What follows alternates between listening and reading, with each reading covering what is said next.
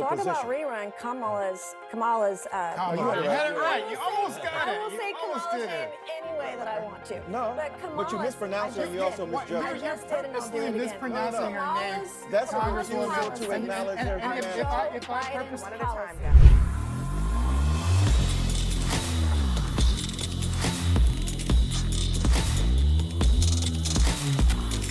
Hey, I have to update you guys on this campaign. For those of you who are participating in the Save the Storks, the Tatum Bus campaign, look at what we've been able to accomplish. We started at 10,000 when you saw it last time. We're at 76,000 raised. We only need to get to 150, and we're going to get a stork bus right here. And we're going to get the bigger one. My goals, my ambitions are a lot bigger than 150. We're going to start with 150, y'all. We're going to go past that point. We're going to get the biggest, most modern Tatum stork bus. And just so you know, on the stork bus, we pull that thing in any area where women need it most. They get on the bus. They can get an ultrasound and see how far along they are. We know that 3 out of every 4 women that see the ultrasound choose life. This is the greatest time in American history for us to step up and do what's right and to serve women the way they deserve to be served. They don't deserve to be sent to these clinics where they convince them to do something that in many cases hurt and affect them for the rest of their lives in a negative way. We want every single woman to have the choice to choose life for their baby if they so choose. And we're going to make that happen right here in Phoenix, Arizona. If you need more information, all you got to do is click on the link and watch my video. I do a tour of the stork bus so you see exactly what it looks like. Go on and click $35 a month or more, and you'll get you one of these Tatum Stork Bus Angel shirts. Boom, boom. You get it absolutely free. Link is in the description section. Let's get it. Like, subscribe to the channel. Hit the bell so you get notifications anytime I go live, make a video. Y'all already know what to do. Let's get into this. Ladies and gentlemen and ladies, I think that the world should be a lot clearer on which side is most appropriate for the growth and success and prosperity of America. Not some fake utopia that don't even exist nowhere on earth and has never existed and never will exist. Not this perpetuation of lies and deceit, but where are we at? Where are we going? What really needs to happen? I know that a lot of y'all are just like me. You're sick of the bull crap. You're sick of the political games and jargon and raising money and doing all this stuff, all this fraudulent stuff. At the end of the day, what are you going to do for the American people? What are you going to do for America? Now, this was, I think, a great interview by Representative Nancy Mace. Just did an incredible job on CNN. I was mad at her the other day for something she said, but she did an incredible job on CNN. And as you watch this clip, you're going to see who's winning the argument. And y'all all know what's going to happen at the end, right? Once you win the argument against these virtue signaling people, I'm going to be nice this time. Save the storks. I'm going to be nice. Once you win the argument against them, they got one card to pull out. Race card. Watch this. Tell me if this was ever appropriate for them to bring up race when it comes to Kamala Harris in the pronunciation of her name. Watch this butt kicking, and then at the end, they mad, not on the policy position, but on the fact that she said Kamala instead of Kamala. I call her Kamala every day, and I don't care. Roll the clip. Trump says he's not ranting, but this press conference was a great example of a speech littered with all the things that he's been focused on for a long, long time. Is he capable, really, of staying completely on message here? No, of course not. This.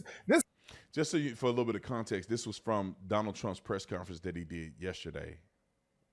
Yeah, it was yesterday. So just for context, they're discussing that here on CNN. This was not a press conference, first of all. This was a campaign rally speech. He even had his supporters there at Bedminster, and he fooled the press once again, by claiming he was going to have a press conference. He spoke for 45 minutes before he even allowed a question to be asked. And when he did, he was just filled with lies over again. He made this comment about, more than 100% of new jobs that are created. I'll play it. So just so you don't have to paraphrase. Now think about this. How does she have the clip to play? Because they go over this stuff. They set it up. It's all a setup. They all talk about this, and they all have the same talking points against Donald Trump. Even CNN has the clip ready for him because they already are all talking about the same stuff in an email or on a talking point list. what it was. Listen. Virtually 100% of the net job creation in the last year has gone to migrants. You know that? Most of the job creation has gone to migrants. In fact, I've heard that substantially more than beyond the number of 100%. Beyond. He said virtually. He said virtually 100%. And he's heard that numbers have gone beyond 100%. How enough is that a lie? Now, they get on and say he said 100%. He said virtually. Job creation has gone to illegal aliens.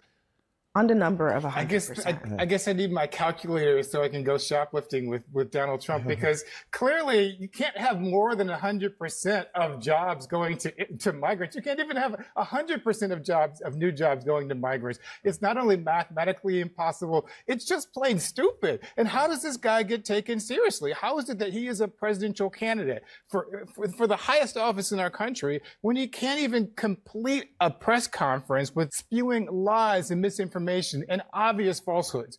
Well, if you want to talk about misinformation, we can talk about Kamala Harris's Google ads, like literally taking headlines from mainstream media and rewriting them, which should be against Google ads policies. But what's stupid is allowing people, criminals, to go into stores in California and not being able to arrest them unless it's $900 or $950 and more. The problem is that that's not actually what's true. And you see videos. Actually what the law is. Going into stores in these blue cities and blue states, stealing merchandise and not being stopped. We've all seen these videos. So should Donald Trump not be allowed to go into a store because he's a convicted criminal? Well, I don't think anybody at this table should be surprised that Donald Trump stood up for 45 minutes, an hour or more, taking questions, giving a speech, because if you're holding your breath for an Oscar nod that he did that, don't hold your breath, because no one's going to believe you. This is what he does. He stands, he gives speeches, he takes the questions, he gives the answers. And to date, more than 3 weeks in, Kamala Harris hasn't given a single interview. She hasn't come on your program. She's not answering questions. It's She's not Kamala, giving first speeches. of all. It's not Kamala. It's Kamala. And she's not yet the candidate. She's only been in office, the candidate for 3.5 weeks. She's been vice president for 3.5 years. Yeah, and Trump went a whole primary season without even doing a debate. And So, half you of know, America isn't stupid because the Republicans in this country voted for him, nominated him. She didn't earn a single vote in the Republican. It's a false equivalent. God, she whooping him on this thing, man. Like, why are they arguing with her? What she's saying is true. She haven't come on the show. They worried about her saying Kamala versus Kamala. She haven't come on the show. She haven't answered a single question. Oh, she's only been a candidate. She's been the vice president for 3 years. She's still in office as the vice president as we speak. What else do y'all want to bring up? She cooking them on here. They can't deny that they let these people rob these places and they got to steal up to $900 before they go to jail. What are y'all talking about? And y'all arguing with her on that? It's a fact. They just talking about Donald Trump not telling truths. She just gave them facts, and they're arguing with her about it. Between what Donald Trump is doing as an autocrat, as a fascist, as a dictatorially inclined man. The man's aspirations are huge. But the point is that Donald Trump has lied so repeatedly that we normalize his mendacity, his misogyny, his hatred for the ordinary citizen who happens to think logically about these issues. Now, he's got a whole bunch of stuff from the stores up there. He doesn't refer to it. His economic policies are vapid. They are empty. He has nothing to say to these people. She has no policies on her website at all. She's got more pronouns. Donald Trump sits there and tells lie after lie, and he gets normalized by good people like y'all who don't call him out on his board. Kamala Harris has more pronouns on her website than she does policy. The only thing she has on there is donate. She's running a Seinfeld campaign. The show is about nothing. No, absolutely. And she's winning, right? She's not winning, actually. She's aided and abetted by mainstream media. If you saw the headline by a neighboring network a couple weeks ago, when Donald Trump came out with his no taxes on tips policy, all of the headlines on mainstream media were derogatory. Kamala Harris comes out with her no taxes. Kamala Harris comes out with her policies on no taxes on tips, which is Donald Trump's policy, by the way.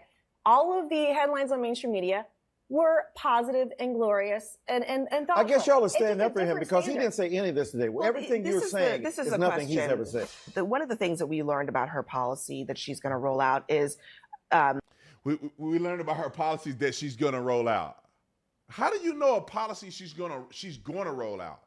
What are y'all talking? How you going to roll out a policy when you in office? You got a new policy? You going to do a new thing? Then why do you have a policy position right now? You're going to roll out a policy. We should already know what your policy positions are. Because the administration should be an administration that you support 100%. Support for a ban on price gouging. Mm-hmm. Now, I think reasonable people would ask, what does that mean? What does that really mean? And how is the government going to be involved in it? Here's Noah Rothman in the National Review.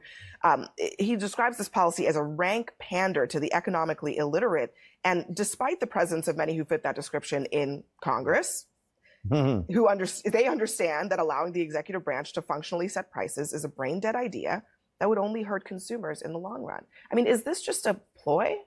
Because it sounds kind of like it. Well, look, if you like it, it's called good policy. If you don't like it, you call it pandering. But is it really policy? I mean, price gouging?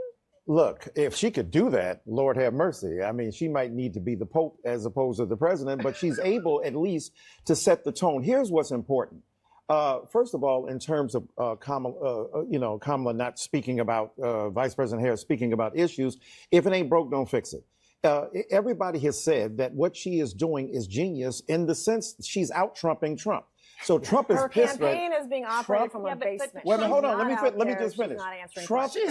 Trump is being undermined by Trumpian-like politics in the sense that what she's done is, I understand when I'm going to speak, I understand what I'm going to say. She's going to form her policies and she's going to articulate them. Now, whether we agree with them or not is another thing. The point is the strategy is not a backfiring on her. Number two, in terms of polls, the polls are a statistical dead heat. You say that means that she's losing. I'm saying for Donald Trump to have already been president once and coming back with the same reruns, Donald Trump is in a very vulnerable position. Talk about rerun. Kamala's. You had it right. You almost got it. I will say Kamala's name. Here they go. Let the woman say it like she want to say it. It's pointless to try to correct her. Kamala or Kamala. I call her Kamala Harris. Who gives a F? Who cares, man? The way that I want to. No, but you mispronounce her and you also misjudge her. I just did, and I'll do it again. Mispronouncing her name. That's a refusal to acknowledge her humanity. If I purposely mispronounce your name, that would not be appropriate. Policies are Joe Biden's policies. She owns it. You're normalizing that kind of viciousness, man. 33 times. She was the deciding vote. She was the vice on Joe Biden's bills. We know that 33 times the deciding vote on Joe Biden's bills in the Senate. Let me just say this, because this Congresswoman is a wonderful human being. But when you disrespect Kamala Harris by saying you will call her whatever you want, I know you don't intend it to be that way. That's the history and legacy of white disregard for the humanity of black people. So now you're calling me racist. I didn't say. I just said you weren't a racist. That is complete. No, you don't have to intend racism to accomplish it. You are intending that your disrespect of Kamala Harris is part and parcel of a tradition of disrespect. Why can't you just, Congresswoman? Why can't you just? I'm not calling you a racist. I'm telling you what the practice is. You are. You absolutely are. Let me get no, what's disgusting is your disrespect of her. Professor, this gentleman said, I didn't know her name. He's trying to do it. Is her disrespect of women. She doesn't know what a woman is. And if 25 years ago, white women don't have the ability to tell black women who paid the price of blood to make this country what it is, to tell them they're not real women. 25 years ago, care for your babies. 25 years ago, I became the first woman to graduate from the Citadel, the Military College of South Carolina. I fought my way through it. So pronounce her name right. Let me actually pronounce her name right. Kamala Harris. If Kamala. You said we don't call you Nancy. It's Kamala. You're doing this on purpose, Congresswoman. Disrespect. Look how they disrespecting this woman. Look how they talking to a woman. And they always, you respect women. Look, they just talking over and yelling on a pronunciation of Kamala Harris's name. I'm going to call her Kamala. I don't give a what nobody say. I'm going to call her Kamala till I'm dead. At my funeral, I want somebody to say Kamala. Just a second. You can't expect people to If respect a your man service put on if a you don't skirt respect and walked hers. that stage 25 years ago, she You're a would have white said woman she would have disrespecting a taken black that woman. That is achievement away from problematic. women. Professor Dyson, let me get it. You a white woman disrespecting a black woman. A white woman can't tell. These people are so racist. It's insane to me. Why? How did they get away with this, man? It's not right either way you slice it. If think about this for a minute. If the roles were reversed and a white man was sitting up here telling a black woman should never disrespect a white woman. You out of line.